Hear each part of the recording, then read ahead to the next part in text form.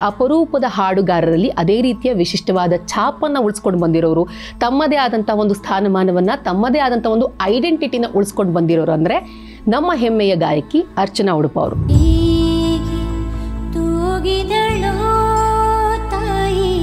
ಆ Hindi singing reality ಶೋನಲ್ಲಿ ಹಾಡೋದಿದೆಯಲ್ಲ, ಅದನ್ನ ಅಂದಾಜ್ ಮಾಡ್ಕೊಳ್ಳೋದಕ್ಕೆ ಸಾಧ್ಯ ಇಲ್ಲ. ಮನಮೋಹನ ಬಡೆ ಝೂಟೆ, ಮನಮೋಹನ ಬಡೆ ಝೂಟೆ.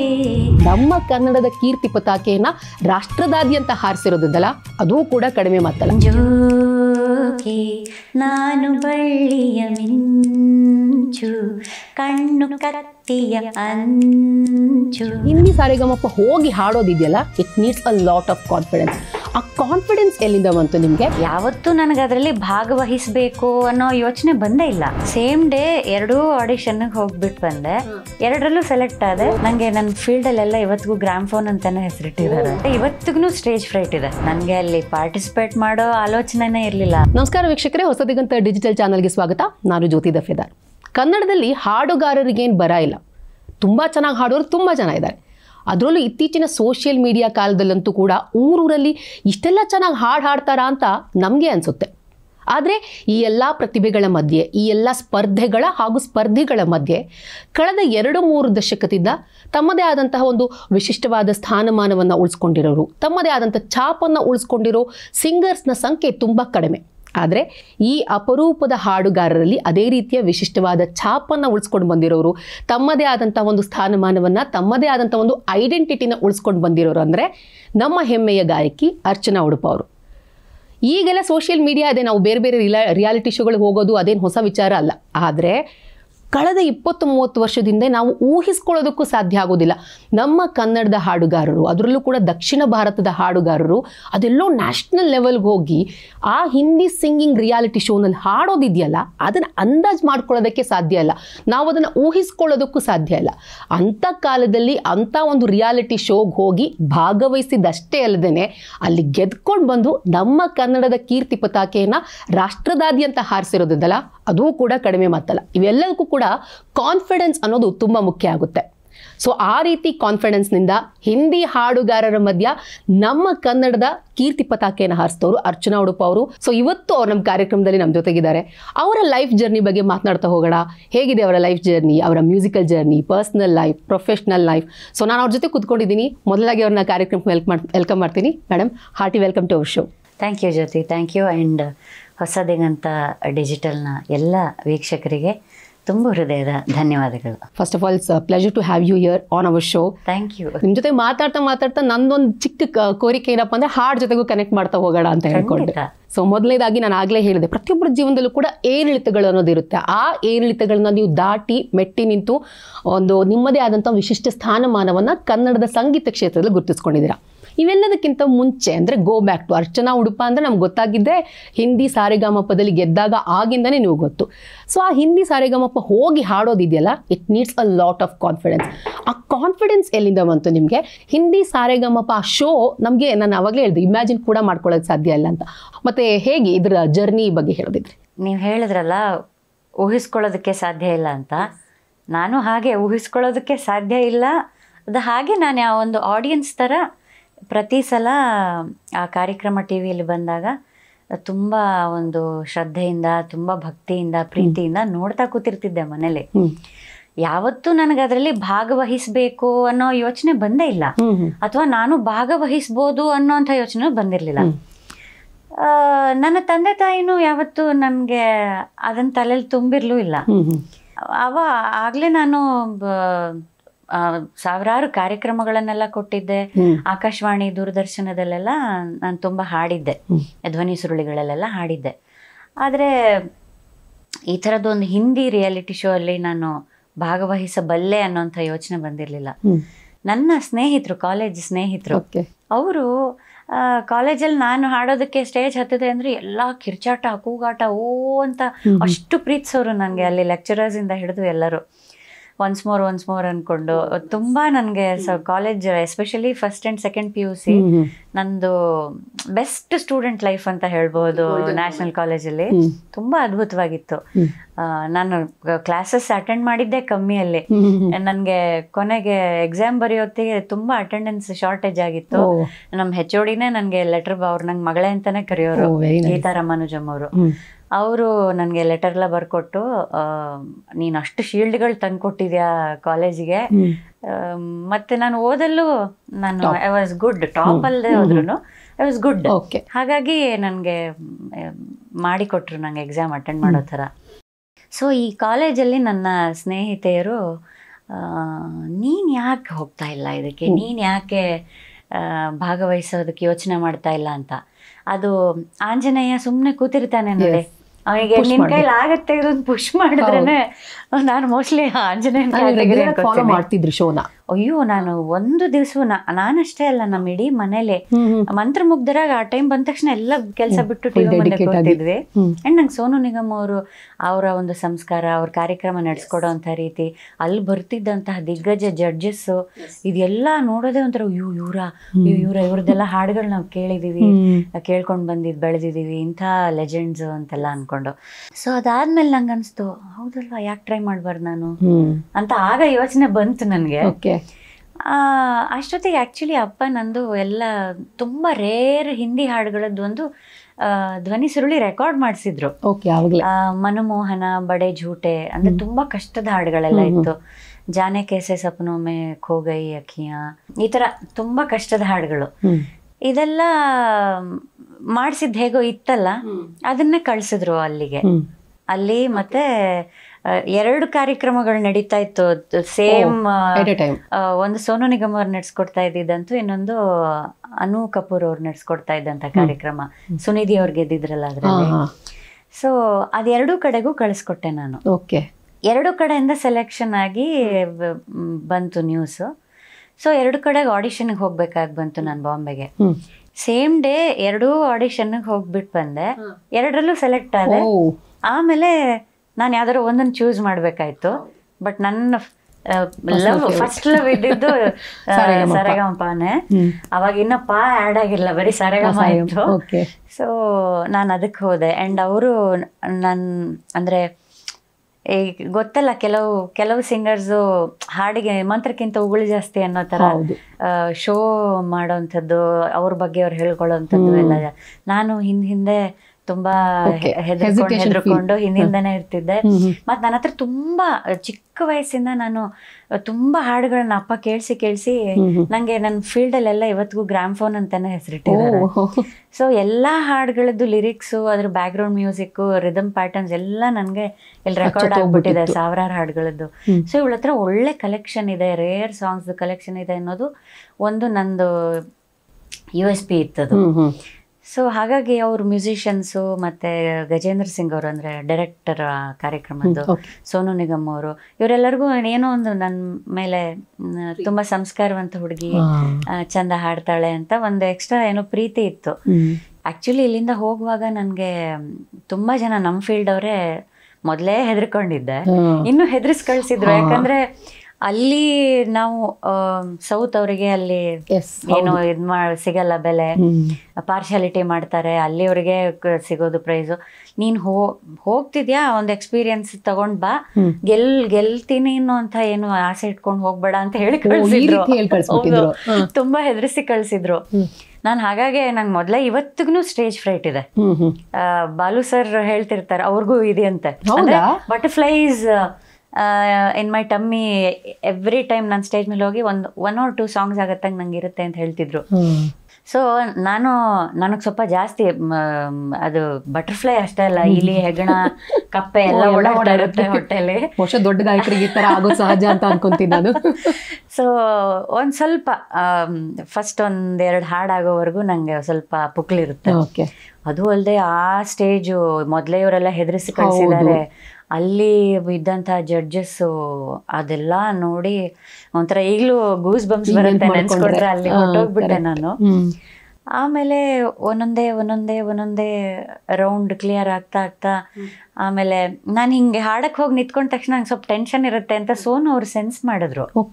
ಅವ್ರು ಎಷ್ಟು ಸಂಸ್ಕಾರವಂತರು ಅನ್ನೋದಕ್ಕೆ ಇದೊಂದು ಎಕ್ಸಾಂಪಲ್.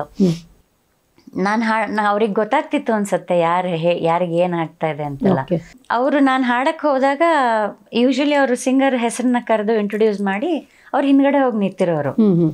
ಬಟ್ ನಾನು ಹಾಡುವಾಗ ಪಕ್ಕದಲ್ಲೇ ನಿಂತ್ಕೊಳ್ತಾ ಇದ್ರು. ನಿಂತ್ಕೊಂಡು ಏನೋ ಒಂದು ಒಳ್ಳೆ ನಾನು ಸಂಗತಿ ಒಂದು ಏನೋ ಹರ್ಕತ್ ಮಾಡಿದೆ ಅಂತಂದ್ರೆ ವಾ ಕ್ಯಾ ಬಾತ್ ಹೇ ಅಂತ ಸೈಡಿಂದ ನನ್ನ ಒಂಥರ ಪುಷ್ ಮಾಡಿ ಒಂದು ಅಪ್ರಿಸಿಯೇಷನ್ ಕೊಡ್ತಾ ಇದ್ರು. ಅದು ನನಗೆ ತುಂಬಾ ಹೆಲ್ಪ್ ಆಯ್ತು ನಿಜವಾಗ್ಲೂ. ಆಮೇಲೆ ಅಲ್ಲಿ ಮ್ಯೂಸಿಷಿಯನ್ಸ್ ಕೂಡ ನಂಗೆ ತುಂಬಾ ಸಪೋರ್ಟ್ ಮಾಡಿದ್ರು. ಹೀಗೆ ಒಂದೊಂದೇ ರೌಂಡ್ ಕಷ್ಟದೆಲ್ಲ ರೌಂಡ್ಗಳು ಕ್ಲಿಯರ್ ಮಾಡಿಕೊಂಡು ಫೈನಲ್ಸ್ ಅಲ್ಲಿ ಆಕ್ಚುಲಿ ಗಜೇಂದ್ರ ಸಿಂಗ್ ಅವರು ಇನ್ಯಾರೋ ಒಬ್ರ ಹತ್ರ ಬೆಟ್ ಕಟ್ಟಿದ್ರಂತೆ, ಈ ಹುಡುಗಿನೇ ಗೆಲ್ಲೋದು ಅಂತ. ಜಾಸ್ತಿ ಅವ್ರಿಗೆ ಕಾನ್ಫಿಡೆನ್ಸ್ ಇತ್ತು. ಸೊ ನನಗೆ ಇಲ್ಲಿ ಏನು ಹೇಳಿ ಕಳ್ಸಿದ್ರಲ್ಲ ಅದಲ್ಲಿ ಆಕ್ಚುಲಿ ಉಲ್ಟಾ ಆಯ್ತು. ಸಂಗೀತಕ್ಕೆ ಮತ್ತೆ ನಾವು ಏನೋ ಒಂದು ಕೃಷಿ ಮಾಡ್ಕೊಂಡು ಹೋಗಿರ್ತೀವಲ್ಲ, ಅದಕ್ಕೆ ಎಲ್ಲಿ ಹೋದ್ರೂ ಬೆಲೆ ಸಿಗತ್ತೆ ಅನ್ನೋದು ಅಲ್ಲಿ ಪ್ರೂವ್ ಆಯ್ತು ನನಗೆ. ಅವ್ರ ಅನ್ಕೊಂಡ ಹಾಗೆ ನಾನು ಅಪ್ಪನ ಆಸೆ ಇದ್ದ ಹಾಗೆ ನನ್ನ ಆಸೆ ಇದ್ದ ಹಾಗೆ ನಾನು ಗೆದ್ದುಬಿಟ್ಟು ಬಂದೆ. ಆಮೇಲೆ ತುಂಬಾ ದೊಡ್ಡ ನನಗೆ ಬಾಗ್ಲು ತೆರೀತು ಇಲ್ಲಿ ಬಂದ್ಮೇಲೆ. That was the golden moment. ಹೌದು. ಅಂದ್ರೆ ನಿಮ್ ತಲೆಲೇ ಇರ್ಲಿಲ್ಲ ಅಲ್ವಾ, ಅಂದ್ರೆ ಈ ತರ ಗೆಲ್ತೀನಿ ಅನ್ನೋದು ನೀವೇ ಹೇಳ್ತಿದ್ದೀರಾ? ಖಂಡಿತ ಇರ್ಲಿಲ್ಲ. ನನಗೆ ಅಲ್ಲಿ ಪಾರ್ಟಿಸಿಪೇಟ್ ಮಾಡೋ ಆಲೋಚನೆನೇ ಇರಲಿಲ್ಲ. ಅದರಲ್ಲೂ ಗೆದ್ಕೊಂಬರ್ತೀನಿ ಅನ್ನೋದಂತೂ ಖಂಡಿತ ಇರಲಿಲ್ಲ. ಇದು ತುಂಬ ದೊಡ್ಡ ನನಗೆ ಇವತ್ತಿಗೂ ಮತ್ತು ಎಂದೆಂದಿಗೂ ನನ್ನ ಮನಸ್ಸಿನಲ್ಲಿ ಉಳಿಯುವಂಥ ಅಥವಾ ನನ್ನ ಇದರಲ್ಲಿ ಒಂದು ಗರಿ ಅಂದರೆ ನನ್ನ ಟೊಪ್ಪಿಯಲ್ಲಿ ಒಂದು ದೊಡ್ಡ ಗರಿ ಇದು ಅಂತಂದರೆ ಗೋಲ್ಡನ್ ಗರಿ ಅಂದರೆ ಇದೇನೆ. ಅದೇ ಅಲ್ಲ, ಇವಾಗ ಏನಾದರೂ ಒಂದು ಗೋಲ್ಡನ್ ಮೂಮೆಂಟ್ ನೆನಪು ಮಾಡ್ಕೊಳ್ಳೋದಿದ್ರೆ, ಯಾಕಂದರೆ ಅಷ್ಟೊಂದು ರೌಂಡ್ಸ್ನ ನೀವು ಕ್ವಾಲಿಫೈ ಆಗಿ ಫೈನಲಿಗೆ ಹೋಗೋದು ಅಂತಂದರೆ ತುಂಬ ಒಂದು ಜರ್ನಿನೇ, ಒಂದು ಪುಟ್ಟ ಜರ್ನಿನೇ. ಆ ಜರ್ನಿಲಿ ಈ ಥರದ್ದು ಒಂದು ಗೋಲ್ಡನ್ ಮೂಮೆಂಟ್ ಇದೆ, ನಾನು ಇದ್ದಾಗ ಅದನ್ನ ರೀಕಾಲ್ ಮಾಡ್ಕೊಳ್ಳೋಕೆ ಇಷ್ಟಪಡ್ತೀನಿ ಅಂದರೆ ಯಾವ್ದಾರು ಇದೆಯಾ? ಸರೆಗಮದ ಜರ್ನಿದಷ್ಟೇ ಅಲ್ಲ, ನನ್ನ ಇಡೀ ಲೈಫಲ್ಲಿ ಅದನ್ನು ಬರೆದು ಫ್ರೇಮ್ ಮಾಡಿಸಿ ಇಟ್ಕೋಬೇಕು. ಈ ತಬಲಾ ವಾದನದಲ್ಲಿ ಕಿಶನ್ ಪ್ರಸಾದ್ ಮಹಾರಾಜ್ ಅಂತ ತುಂಬ ದೊಡ್ಡ ದಂತಕಥೆ ಅವರು ಬಂದಿದ್ರು ಒಂದು ಎಪಿಸೋಡಿಗೆ. ಅವರು ಬಿರ್ಜು ಮಹಾರಾಜಿ, ಆಮೇಲೆ ಉತ್ತಮ್ ಸಿಂಗ್ ಅವರು ಬಂದಿದ್ರು. ಸೊ ಅವಾಗ ರಿಸಲ್ಟ್ ಅನೌನ್ಸ್ ಮಾಡುವಾಗ ಕಿಶನ್ ಮಹಾರಾಜಿ ಹೇಳಿದ್ರು, ಸಂಗೀತದಲ್ಲಿ ಈ ಹುಡುಗಿ ಹೆಚ್ಚು ಅರ್ಚನೆ ಮಾಡಿದಾಳೆ, ಹಾಗಾಗಿ ನಾವು ಅರ್ಚನಾನ ಚೂಸ್ ಮಾಡ್ತೀವಿ ಅಂತ. ಸೊ ಅವಾಗ ಅಪ್ಪ ಅಲ್ಲಿ ಕೂತಿದ್ರು ಆಡಿಯನ್ಸಲ್ಲಿ, ಅಪ್ಪ ಅಳ್ತಾ ಕೂತಿದ್ರು, ಪ್ರೌಡ್ ಟಿಯರ್ಸ್. ಎಸ್. ಸೊ ಅವತ್ತು ಹೇಳಿದ್ರು, ಅಪ್ಪ ನಿನಗೆ ಅರ್ಚನಾ ಅಂತ ಹೆಸರಿಟ್ಟಿದ್ದಕ್ಕೆ ಇವತ್ತು ಸಾರ್ಥಕ ಆಯ್ತಮ್ಮ, ಅಂಥ ಮಹಾನ್ ಭಾವರ ಬಾಯಲ್ಲಿ ನಿನ್ನ ಹೆಸರು ಈ ರೀತಿಯಲ್ಲಿ ಬಂದು ಹೋಯ್ತಲ್ಲ ಅಂತ. ಸೊ ಇದನ್ನು ನಾನು ಯಾವತ್ತೂ ಮರೆಯೋದಿಲ್ಲ. ಈಗ ಆ ಶೋದಲ್ಲಿ ನಾನು ಆಗಲೇ ಹೇಳಿದೆ, ಹಾಡು ಅದು ಇದ್ದೇ ಇರುತ್ತೆ ನಮ್ಮ ಇದರಲ್ಲಿ ಅಂತ ಅಂದ್ಕೊಂಡು, ಯಾವ ಸಾಂಗಿಗೆ ಗೆದ್ರಿ ಅಥವಾ ಒಂದೆರಡು ಸಾಂಗ್ ಹೇಳೋದು ಇದರಲ್ಲಿ ಇಂಥದ್ದು ಒಂದು ನನಗೂ ಕೂಡ ಪರ್ಸ್ನಲ್ ಫೇವ್ರೇಟ್ ಅಂತ ನಿಮಗೂ ಇರುತ್ತೆ, ಅಥವಾ ಆಡಿಯನ್ಸ್ನಿಂದ ತುಂಬ ಚಿಯರ್ಫುಲ್ ಆಗಿ ಅದಕ್ಕೇನೋ ಸಪೋರ್ಟ್ ಸಿಕ್ತು ಅಂತ ಹೇಳಿದ್ರೆ ಯಾವ್ದಾದ್ರು ಒಂದೆರಡು ಸಾಂಗ್ ಹೇಳ್ಬೋದಾ? ನಮ್ಮ ಭಾಷೆಯನ್ನು ಬಿಟ್ಟು ಬೇರೆ ಭಾಷೆ ಯಾವುದಾದ್ರಲ್ಲಾದರೂ ಹಾಡು ಅಂತ ಒಂದು ರೌಂಡ್ ಇತ್ತು. ಅದರಲ್ಲಿ ನಾನು ಪಂಜಾಬಿ ಹಾಡನ್ನು ಹಾಡಿದೆ. ಗುಲಾಮ್ ಅಲಿ ಸಾಹೇಬ್ ಅವರು ಹಾಡಿದ್ದಂತಹ ಒಂದು ತುಂಬ ಕಷ್ಟಕರವಾದಂತಹ ಪಂಜಾಬಿ ಹಾಡನ್ನು ಹಾಡಿದೆ. ತುಂಬ ಆಡಿಯನ್ಸ್ ಎಲ್ಲ ನೋಡಿ ಸಂಗೀತಕ್ಕೆ ಯಾವುದು ಭಾಷೆ ಇದ್ರದ್ದು ಯಾವುದು ಜಾತಿ ಆಗಲಿ ಇನ್ನೊಂದ್ರದ್ದು ಏನು ಇದಿರಲ್ಲ ಅಂತ ಹೇಳೋದಕ್ಕೆ ಸಾಕ್ಷಿ ಜೋಕೆ ನಾನು ಬಳ್ಳಿಯ ಮಿಂಚು ಹಾಡಿದೆ ಅಲ್ಲಿ. ಅದು ತುಂಬ ಹೈ ಪಿಚ್ ಹಾಡಲ್ಲ, ಅದು ಚರಣದಲ್ಲಿ ತುಂಬ ಅಲ್ಲಿ ಚರಣದಲ್ಲಿ ನಾನು ನೋಟ್ ಟಚ್ ಮಾಡಿದಾಗ ಅದು ಇವತ್ತು ಎಲ್ಲರೂ ಅದನ್ನ ನೆನ್ಸ್ಕೊಳ್ತಾರೆ. ಸೋನು ನಿಗಮ್ ಅವರು ಅಂತ ಮುಖ ಮಾಡಿದ್ರು ಅಂತ ಅನ್ಕೊಂಡು. ಆಮೇಲೆ ಆ ಜನ ಎಲ್ಲ ಅವ್ರಿಗೆ ಭಾಷೆ ಅರ್ಥ ಆಗದೆ ಇದ್ರು ಅದು ಎಷ್ಟು ಕ್ಯಾಚಿ ಟ್ಯೂನ್ ಇತ್ತು ಅಂತಂದ್ರೆ ಅವರೆಲ್ಲರೂ ಹಾಡು ಮುಗಿದ್ಮೇಲೆ ಒನ್ಸ್ ಮೋರ್ ಒಂದು ಕಿರ್ಚಿ ಎಲ್ಲ ಕುಣಿತಾ ಇದ್ರು. ಸೊ ಅಂತಂತ ಹಾಡುಗಳನ್ನ ನಮ್ಮ ಕನ್ನಡ ಚಿತ್ರರಂಗ ಕೊಟ್ಟಿದೆ ನಮ್ಗೆ ಆ ಹಾಡು.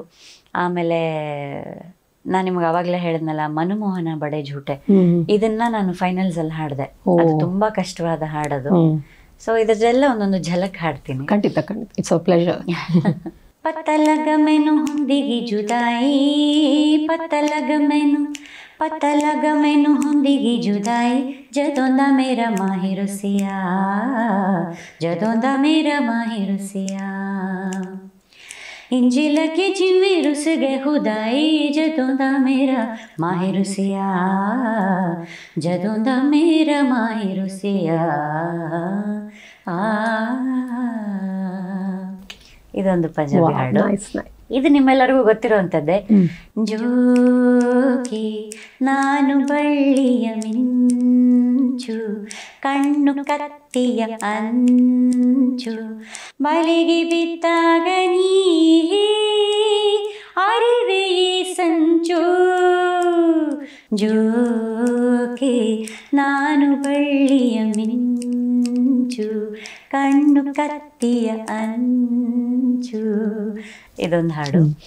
मनमोहना बड़े झूठे मनमोहना बड़े झूठे हार के हार नहीं माने हार के हार नहीं माने मनमोहना मोहना. I have to clap. I can't hold myself back. Thank you. ಇನ್ನೊಂದು ನನಗೆ ಫೈನಲ್ ರೌಂಡಲ್ಲಿ ಪ್ಯಾರೆಲಾಲ್ ಜಿ ಕೂತಿದ್ರು ಜಡ್ಜ್ ಆಗಿ. 7-8 ತಾಳದಲ್ಲಿ ಯಾವ್ದಾದ್ರು ಒಂದು ಹಾಡು ಆ ಥರದ್ದೆಲ್ಲ ನಮ್ಗೆ ಇನ್ಸ್ಟೆಂಟ್ ಚಾಲೆಂಜಸ್ ಕೊಡ್ತಾ ಇರ್ತಿದ್ರು. ಪಕ್ಕನ ಯಾವುದೋ ಒಂದು ರಾಗ ಕೊಟ್ಬಿಡೋದು, ಈ ರಾಗದಲ್ಲಿ ಯಾವ್ದಾದ್ರು ಹಾಡು ಆ ಮೂಮೆಂಟ್ ಅಲ್ಲೇನೆ. ಅದು ನಿಮ್ಮ ನೀವು ಎಷ್ಟು ಕೃಷಿ ಮಾಡಿದ್ರೆ ಅನ್ನೋದು ಅವಾಗ ಗೊತ್ತಾಗೋದು. ಆಮೇಲೆ ನಾನ್ ಆರ್ಕೆಸ್ಟ್ರಾ ರೌಂಡ್ ಅಂತ ಒಂದಿರ್ತಿತ್ತು. ನಿಮ್ಗೆ ಹಾಡ್ ಪ್ರಾರಂಭ ಮಾಡೋ ಟೈಮಲ್ಲಿ ಒಂದು ಶ್ರುತಿ ಕೊಡೋರು. ನೀವು ಒಂದು ಲೈನ್ ಹಾಡಿದ ಹಾಡು ಮುಗಿಸೋಷ್ಟೊತ್ತಿಗೆ ಎಲ್ಲ ಕಂಪ್ಲೀಟ್ ಪಿನ್ ಡ್ರಾಪ್ ಸೈಲೆನ್ಸ್. ನಿಮ್ಗೆ ಶ್ರುತಿ ಇಲ್ಲ, ತಾಳ ಇಲ್ಲ, ಏನೂ ಇಲ್ಲ.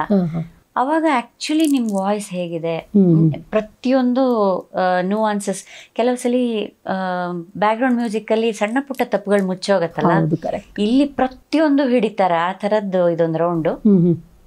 ಆಮೇಲೆ ಹಾಡು ಮುಗಿಯುವಾಗ ಲಾಸ್ಟ್ 2 ವರ್ಡ್ಸ್ ನಾವು ಹಾಡುವಾಗ ಮತ್ತೆ ಶ್ರುತಿ ಕೊಡೋರು. ನೀವು ಅದೇ ಶ್ರುತಿಯಲ್ಲಿ ಮೇಂಟೈನ್ ಮಾಡ್ಕೊಂಡು ಹಾಡಿದೀರಾ ಅಥವಾ ಇಳಿದಿದ್ದೀರಾ, ಜಾಸ್ತಿಯಾಗಿ ಹೋಗಿದ್ದೀರಾ, ಈ ತರದ ಒಂದು ಅದ್ಭುತವಾದ ರೌಂಡ್ಸ್ ಎಲ್ಲ ಇರ್ತಾ ಇತ್ತು. ಈಗ ರೌಂಡ್ಸ್ ಎಲ್ಲ ಎಲ್ಲೂ ನಾನು ಕಾಣೋದೇ ಇಲ್ಲ ಅಲ್ವಾ. ಸೊ ಇದೊಂದು ರೌಂಡ್ ನಂಗೆ ತುಂಬಾ ಪ್ಲಸ್ ಪಾಯಿಂಟ್ ಆಗಿದ್ದು. ನಾನು ಪರ್ಫೆಕ್ಟ್ ಆಗಿ ಅದೇ ಶ್ರುತಿಯಲ್ಲಿ ಇದ್ದೆ ಕೊನೆ ತನಕನು. ಆಮೇಲೆ ಪ್ಯಾರೆಲಾಲ್ ಜಿ 7-8 ಅಲ್ಲಿ ಒಂದು ಹಾಡು ಅಂದ್ರು. ಅವಾಗ ನಾನು ಅಲ್ಲಾ ತರೋ ನಮ್ ಹಾಡಿದೆ. ಅದು ನನಗೆ ತುಂಬಾ ಪ್ಲಸ್ ಪಾಯಿಂಟ್ ಆಯ್ತು. If you don't mind. Yes ಖಂಡಿತ.